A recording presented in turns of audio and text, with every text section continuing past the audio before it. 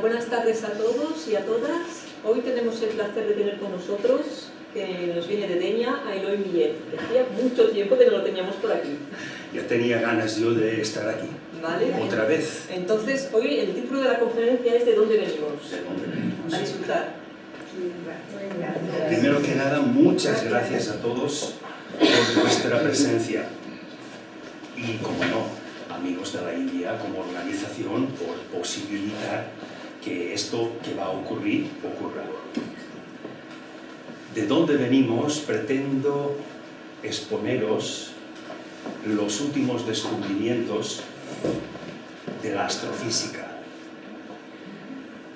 Respeto absoluto a todas las creencias, mitos, que nos expliquen y nos digan de alguna manera de dónde venimos. Por ejemplo, Dios Jehová tomó arcilla, la mezcló con agua y estructuró el cuerpo humano, etcétera, etcétera. En Centroáfrica creen que su deidad, después de una comilona copiosa, vomitó. Y el resultado de la vomitera fue el universo, las estrellas, los planetas, la Tierra, los seres humanos. A los centroafricanos les resulta inverosímil, ridícula, la creencia de que Jehová hizo de arcilla el cuerpo del ser humano. Como a los creyentes de aquí nos resulta pues ridícula la creencia de los centroafricanos.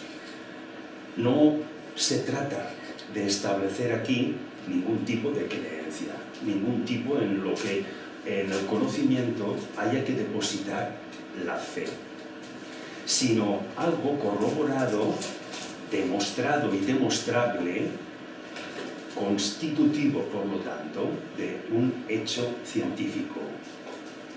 A esto es exclusivamente a lo que me voy a remitir, sin opinión personal, a exponeros un hecho científico de cuál y cómo se desarrolla el principio de la vida. Empecemos, pues.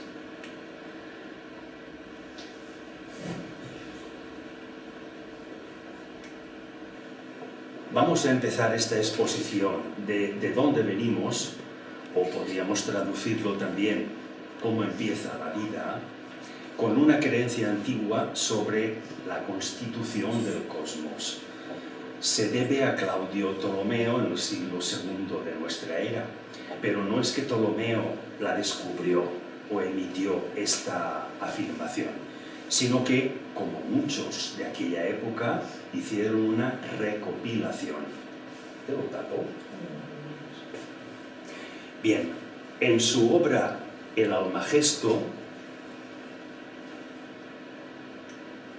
que es un tratado matemático, incluye este gráfico. Me detengo un par de minutos en él porque tiene noticias de interés.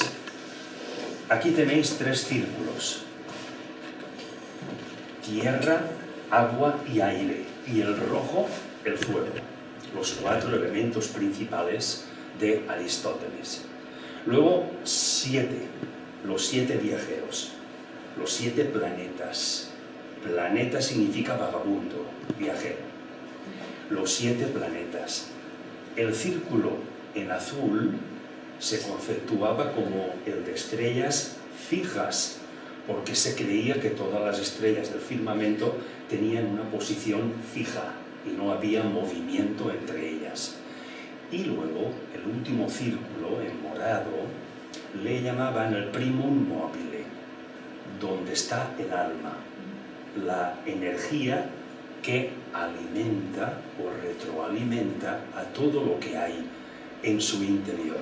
Esa es la 8ª esfera de Aristóteles, donde residían los dioses, en el Olimpo, cuando se refería a la tierra. De ahí se derivan, o pueden derivarse, todas estas creencias y afirmaciones respecto de 7 energías, 7 rayos, todo basado en el número 7.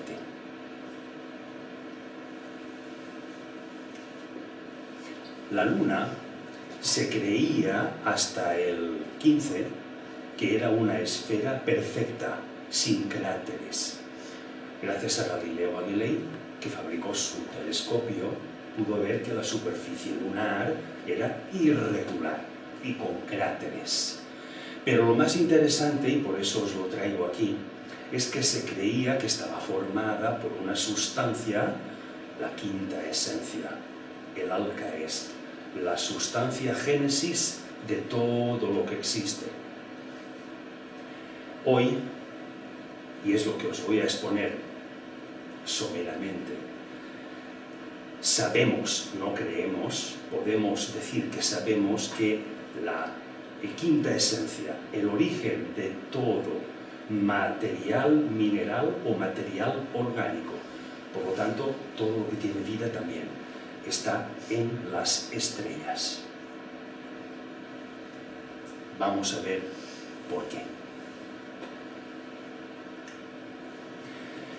Esta es una representación, que es una fotografía, de la Vía Láctea. El núcleo de la Vía Láctea hace que toda esta galaxia gire. El sistema solar se encontraría en ese punto de ahí. El sistema solar, Sol con sus planetas y todo lo que ello compone, está rotando alrededor del núcleo de la Vía Láctea a 900.000 kilómetros por hora. ¿Alguien nota algo?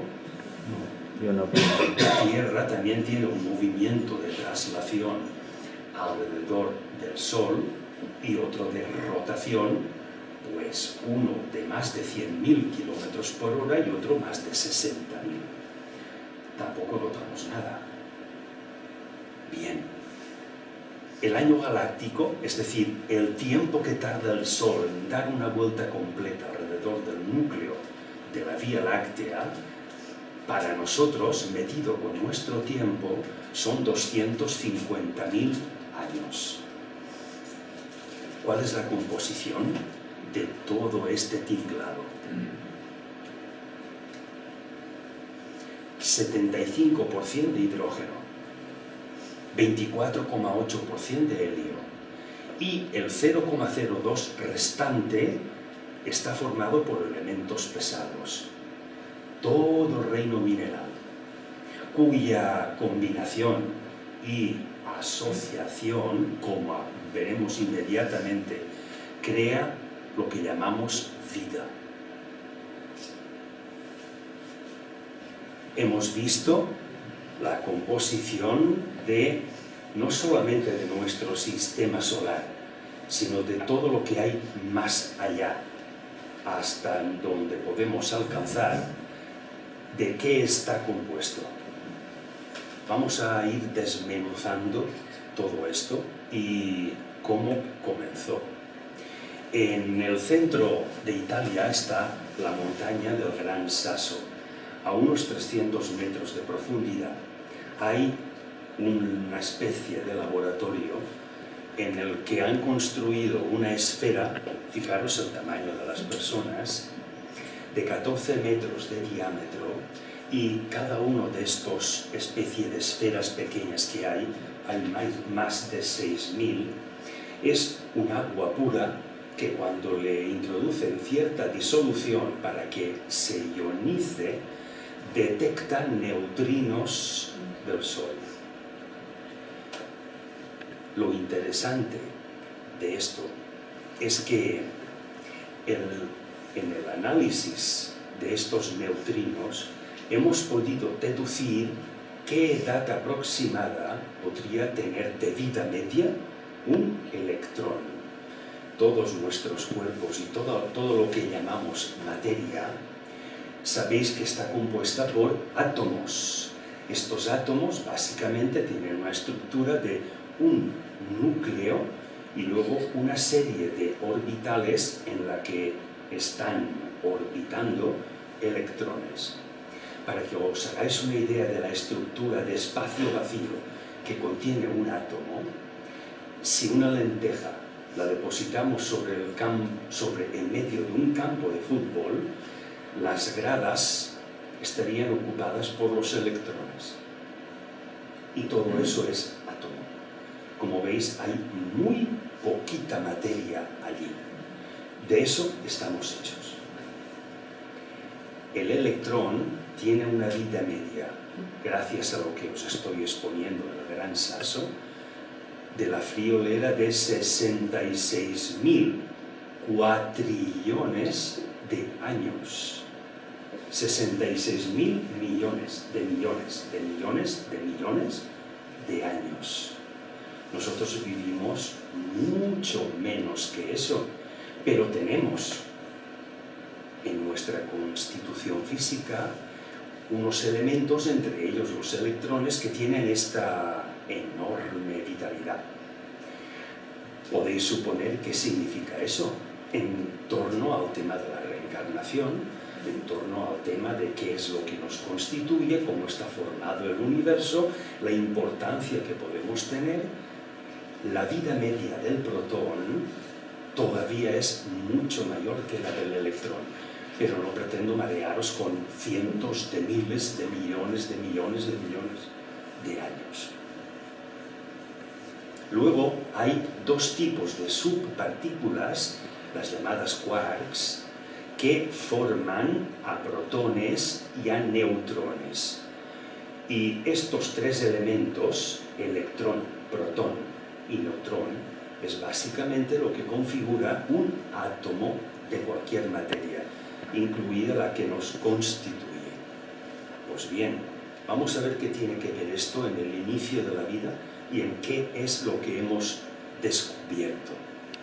La vida de una estrella podemos resumirla rápidamente desde lo que se llama nebulosa, que es un espacio ocupado básicamente por protones, y en la parte más externa de ese espacio se combinan con electrones, forman gas hidrógeno.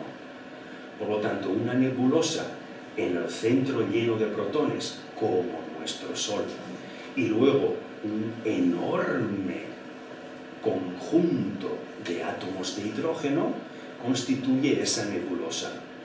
Debido a la temperatura y presión, todo aquello se compacta cada vez más, hasta que llega a formar una estrella cuyo tamaño de nuestro Sol se corresponde, digamos, desde un tamaño medio hacia abajo. Nuestro Sol es una estrella muy pequeña en comparación al resto de estrellas, y todo eso, esos átomos de hidrógeno están compuestos por esto. Vamos a ver el proceso que siguen y cómo desembocan en el origen de la vida. En su fase final, en lugar de que el hidrógeno esté circunvalando a un núcleo de protones, este núcleo de hidrógeno, estos átomos de hidrógeno, por presión y temperatura se fusionan. Cuando llegan a fusionarse dos átomos de hidrógeno, forman uno de helio. Y entonces empieza a sustituir aquel núcleo de protones por un núcleo formado exclusivamente por gas helio. Ahora es el hidrógeno el que está alrededor del helio. Y es el hidrógeno el que combustiona, ilumina y lanza radiación. Entre ellas, la radiación electromagnética, el calor y luz. Y podemos analizar los tres tipos de radiación para deducir la cantidad de helio y de hidrógeno que contiene esa estrella. Para que os hagáis una idea, la temperatura a la que está combustionando este hidrógeno es alrededor de los 100 millones de grados. Nuestro Sol tiene 15.000 grados en su centro y 6.000 en su periferia. Por lo tanto, dista bastante de alcanzar esta temperatura. 2 átomos de hidrógeno, como sabéis, compuestos por un protón en el núcleo y un electrón orbitando. Esos 2 átomos de hidrógeno, debido a esa enorme temperatura y presión, se funden en uno solo. Los 2 protones forman un único núcleo. Estos 2 circulitos en rojo con un signo positivo son los 2 protones, que para dar mayor estabilidad a ese núcleo absorben de su entorno 2 neutrones y los 2 electrones que antes pertenecían cada uno a uno de los átomos de hidrógeno. Ya tenemos el helio. Vamos a ver cómo a partir de aquí se está formando la vida. Hay otro tipo de reacciones nucleares, pero la mayoritaria es que 3 átomos de helio se fusionan y forman un átomo de carbono. Fijaros, 2, 2 y 2, 6 protones en un núcleo. 2, 2 y 2, 6 electrones alrededor de ese núcleo. 6 y 6 es el átomo de carbono, que cuando se fusiona con otro átomo de helio, 6 más 2, 8. Y 6 más 2, 8 en el núcleo, forman un átomo de oxígeno. Nuestro Sol no tiene ni bastante temperatura, ni bastante presión, es decir, gravedad, para obligar a que estas fusiones nucleares ocurran. Por lo tanto, nuestro Sol no puede crear ningún tipo de lo que llamamos materia. Ya tenemos hidrógeno, helio, carbono y oxígeno. La última fase de esta explicación es el nitrógeno, cuando por el mismo proceso de fusión nuclear, un átomo de carbono con otro de hidrógeno se fusionan y forman 6 más 1, 7, tanto electrones como protones. Ese es el átomo de nitrógeno.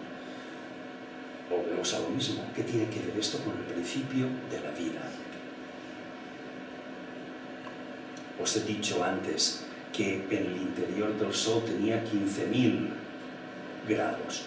Me he equivocado, son 15 millones de grados y 6.000 grados en su periferia. La energía que emite el Sol, medida desde la Tierra en vatios, equivaldría a unos 400 billones de vatios. Sin embargo, esa energía no es suficiente para realizar los procesos que originan la vida, lo que estamos contemplando. Estas nubes que emanan como surtidores de la superficie solar alcanzan los 500.000 kilómetros de altura. Estas nubes de gas ionizado, es decir, con cargas eléctricas, es la radiación electromagnética del Sol que nos llega a la Tierra. ¿Qué ocurre o qué puede ocurrir según los estudios de la astrofísica y respecto a la vida en el futuro del Sol, tanto respecto del Sol mismo como de la Tierra? Pueden ocurrir 2 cosas. El helio y el hidrógeno que hay en el Sol se están combustionando, por lo tanto consumiendo. Esto implica que va a aumentar, se va a expandir el volumen de la actual esfera del Sol, pero va a continuar esa combustión. Primera posibilidad, que esa expansión de la superficie solar llegue a alcanzar a la Tierra y entonces se calcina, se quema por completo la Tierra. Segunda opción es que esa combustión, por lo tanto consumo de hidrógeno y de oxígeno, haga disminuir, de hecho lo está haciendo, la propia atracción gravitatoria del Sol. Si la atracción gravitatoria, que son estas flechas pequeñas en azul, disminuye, la Tierra que rota alrededor, que se traslada alrededor del Sol, no va a tener la misma órbita que ahora, porque la atracción va a ser menor, luego va a tender a alejarse de la superficie solar.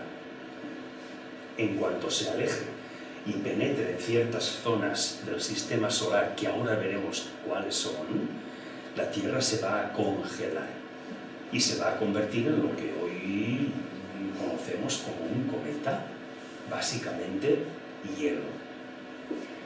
O nos quemamos o nos congelamos, cada cual que elija. Todo esto es en base al estudio de qué es una nova o una supernova. Y ahora empieza lo que se ha descubierto respecto del origen de la vida. Se llama nova, en el siglo XIX se acuñó ese término, porque la estrella llamada nova era más luminosa que el resto, pero durante menos tiempo que el resto. Entonces se llamó nova, como que era nueva. Y supernova se sustituyó al nombre de nova por la majestuosidad y la impresionante energía que se desprende de una supernova. He de deciros que es una de las últimas fases de la vida de cualquier estrella, mediana, pequeña o grande. Un detalle muy curioso. Toda esta fusión atómica entre hidrógeno, helio, carbono, oxígeno, etc., para formar elementos, hay dos combinaciones que predominan en todas, absolutamente todas, las supernovas que se han podido analizar. ¿Por qué? Y esto es curioso. ¿Por qué en el núcleo de toda supernova, por lo tanto de toda estrella casi al final de su vida, contiene una combinación de 13 átomos de helio? El helio tiene 2, protones y electrones. 13 por 2 son 26. Un átomo con 26 elementos es hierro. Y 14, en lugar de 13, 14 de helio, 14 por 2 son 28. Un átomo de 28 elementos es níquel. ¿Por qué todas las supernovas que se han podido analizar en su centro, en su núcleo, tienen un predominio de hierro y de níquel? Todavía no lo sabemos, pero sabemos que es hierro y níquel por la espectrografía. Continuemos con el origen de la vida. Cuando la supernova llega a este estadio, llega a formar lo que se llama un pulsar, término acuñado en el 67.